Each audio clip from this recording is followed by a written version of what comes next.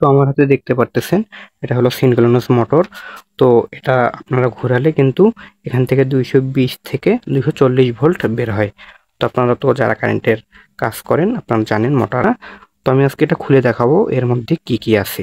তো আমি এটা খোলার মানে ভিডিওটা লং হয়ে যায়, তো আপনাদেরকে দেখেন না, তাই আমি এটা আগে থেকে খুলে রেখেছি।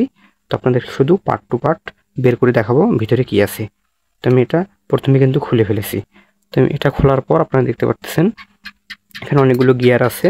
তুমি যদি এই একটা গিয়ার খুললাম, এখানে এখানে ধরেন আমি দুটা গিয়ার খুললাম, 1 2, এখানে দেখি কতগুলো গিয়ার আছে, 3টা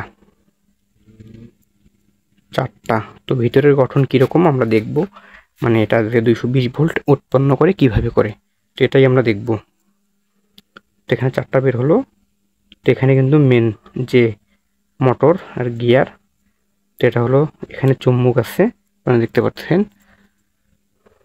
তো আর দেখি কি কি বের করা যায়, তখন আমরা এটা চাপ দিয়ে খুলবো।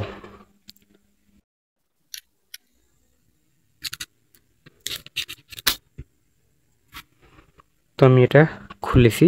তো এখানে দেখতে পারতেছেন এরকম। তো এই প্লাস্টিকটাও খুলবো। তো এটাও খুলে ফেলেছি। তো এখানে সম্পূর্ণ কিন্তু বডি খুলে এসেছে। তো এখানে এখানে কিন্তু এখানে একটু কয়েল আছে।